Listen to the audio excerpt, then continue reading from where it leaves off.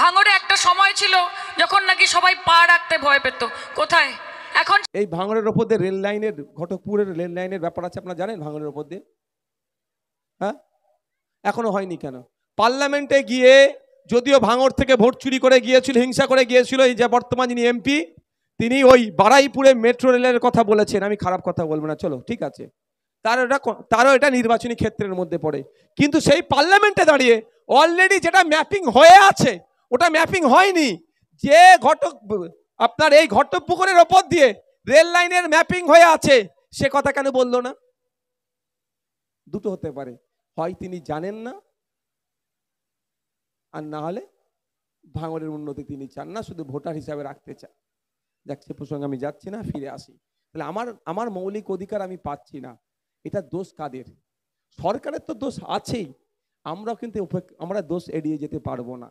কারণ আমার মৌলিক অধিকারের জন্য যাদেরকে বসাচ্ছি, ভুল লোককে বসিয়েছি, ওই না মৌলিক অধিকার পাচ্ছি না। সঠিক লোককে বসালে মৌলিক অধিকারটা পেতাম। কটা বাজে? মালিক ভাই শেষ করে দিন। হ্যাঁ, কেন? আচ্ছা, ঠিক আছে, ঠিক আছে। সকলে ভালো থাকবেন, সুস্থ থাকবেন। আজকে কিন্তু আমি রাজনৈতিক কচলাকচলিতে যাইনি, টু দা পয়েন্ট আপনাদের কিছু কথা বলেছি। প্রথম কথা কি? রক্তদানের কথা বলেছি। কেন? রক্তদান করলে অন্যের প্রাণ বাঁচতে পারে। তো রক্তদান করলে অন্য মানুষ প্রাণ বাঁচতে পারে, সম্প্রীতির বার্তা যায়, ঐক্যের বার্তা যায়, সৌহার্দ্যের পরিবেশ তৈরি হয়। আবার রক্তদান করলে, আপনার নিয়মিত রক্তদান করলে কি হবে? আপনার স্বাস্থ্য ভালো থাকবে। কে বলছে? মেডিকেল সায়েন্স বলছে। মাথায় থাকবে, ভুলবেন না তো কথা। যেখানে 30-90 দিন ছাড়া পুরুষ আর মহিলাদের জন্য কতদিন বললাম? আপনাদেরকে একটা ভালো খবর শোনায়। এখন একটা কত বাজে, মানে একটা যখন ঘড়িতে বাজে, এই এখন একটা কত বাজে? আচ্ছা, জাস্ট 1 মিনিট আগেকারের আপডেট আপনাদের দিই। 1 মিনিট আগেকারের আপডেট হচ্ছে, আমাদের এই তৃণমূলের দুষ্কৃতীদের ছোড়া গুলিতে মহিউদ্দিন মোল্লা, হাসান মোল্লা, রেজাউল গাজীদের স্মরণে যে রক্তদান শিবির আমরা করছি, এবং আমাদের বুথ সভাপতি ইদ্রিস সাহাজির স্মরণে যে রক্তদান শিবির করছি, এই নারায়ণপুরের অঞ্চলের মানুষেরা, তারা ইতিমধ্যে 500 জন নারী পুরুষ নির্বিশেষে জাত ধর্মের ঊর্ধ্বে গিয়ে 504 জন রক্ত দিয়ে দিয়েছে। 536 জন রক্ত দিয়েছে। এটা আমাদের কাছে বড় একটা অ্যাচিভমেন্ট। আপনারা জানেন, আজকে রাজ্যের বাইরে, আমাদের ভাঙড়ের বাইরে যে কোনো জায়গায় রক্তের প্রয়োজন হলে ওরা কাকে ফলো করে জানেন? কাদেরকে খোঁজার চেষ্টা করেন?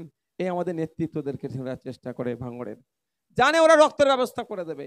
এই আমি দায়িত্ব নিয়ে বলছি, আমরা যদি সেম গ্রুপ হয়তো ব্লাড ব্যাংকে নাই, একদম এমার্জেন্সি কেস, আমাদের ছেলেরা বেডে গিয়ে রক্ত দিয়ে আসে।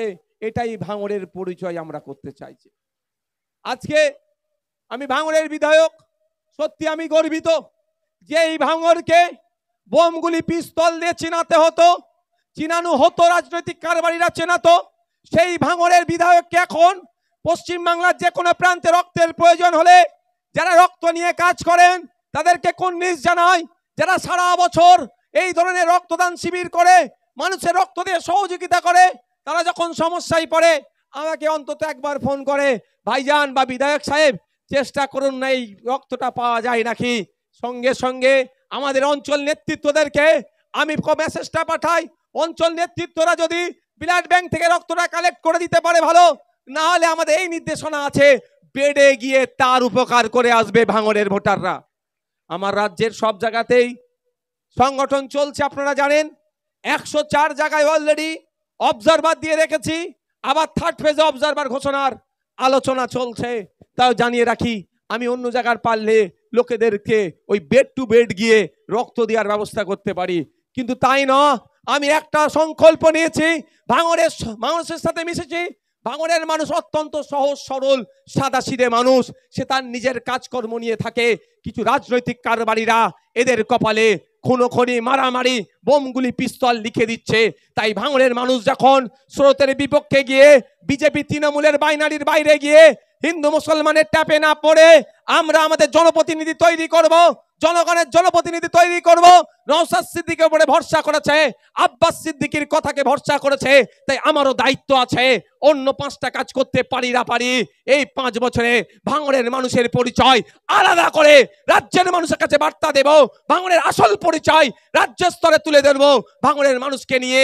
তাই বারবার আমি গর্বিত হই যখন আমাকে ফোন করে, ভাইজান রক্তের প্রয়োজন, কলকাতা থেকে ফোন করছে, মালদা থেকে ফোন করছে, মুর্শিদাবাদ থেকে ফোন করছে, দিনাজপুর থেকে ফোন করছে যে আমার কলকাতায় একটা রোগী ভর্তি আছে, ইমিডিয়েট একটু রক্তের প্রয়োজন, ভাইজান ব্যবস্থা করতে হবে। তখন আমি গর্বিত হই, গর্ববোধ করি যে আমার ভাঙড়ের মানুষের কথা বলি। ভাঙড়ের মানুষই পথ দেখিয়েছে। রক্তদান উৎসব এক জায়গায় এক ভেন্যুতে 2764 জন রক্ত দিয়েছে। তারপরের বছরে টানা 10 দিন ভাঙড়ে রক্তদান শিবির করেছিলাম, 3200 জন রক্ত দিয়েছিল সারা ভাঙড়ে। তারপরে রক্তার বছর পরের বছরে আবার এক জায়গায় এক ভেন্যুতে রক্তদান শিবির করেছিলাম, রক্তদান মহোৎসব নামে। সেখানে 3667 জন আর 3467 জন আমাদের এই রক্তদান শিবির করে শুধু নওশাদ সিদ্দিকীর নাম নয়, ভাঙড়ের নিজেদের কপালে যে মারামারি, হানাহানি, খুনোখুনি, ভাঙড় মানে বোম, ভাঙড় মানে পিস্তল, ভাঙড় মানে খুনাখুনি, সেটা মুছে দিয়ে ভাঙড় প্রমাণ করে দিয়েছে ভাঙড় মানে রক্তদানের গ্যারেজ, ভাঙড় মানে রক্তদাতার গ্যারেজ প্রমাণ করে দিয়েছে। এটা আমরা ধরে রাখবো, এটা আমরা ধরে রাখবো। এখানে একজন বক্তব্য, আপনারা সুযোগ কাকে দিয়েছেন? তৃণমূল কংগ্রেসকে। তৃণমূল কংগ্রেসের থেকে সুযোগ পাওয়ার পরে ওরা স্বাস্থ্যমন্ত্রী বানিয়েছে। এমন স্বাস্থ্যমন্ত্রী বানিয়েছেন, হসপিটালে গেলে এক্সরে রিপোর্ট, এক্সরে নেই, এক্সরে মেশিন থাকলে টেকনিশিয়ান নাই, টেকনিশিয়ান থাকলে এক্সরে যে প্রিন্ট হয়ে বার হবে রিপোর্টের পেপার নাই। এটা আপনাদের দোষ, মানে জনগণের দোষ। জনগণের হাতে পাওয়ার আছে, স্বাস্থ্যমন্ত্রী কি হবে? এত পাওয়ার জনগণের হাতে পাওয়ার, পরিবহন মন্ত্রী কে হবে? জনগণের হাতে পাওয়ার, শিক্ষামন্ত্রী কে হবে? জনগণই ঠিক করে দেয়, অর্থাৎ যাদেরকে ভোট দিয়ে জিতায়। তাহলে আপনি পরিবহন ব্যবস্থা আপনার আছে দুরবস্থা কেন? আমরা এই ভাঙড় 1 নম্বর ব্লক তো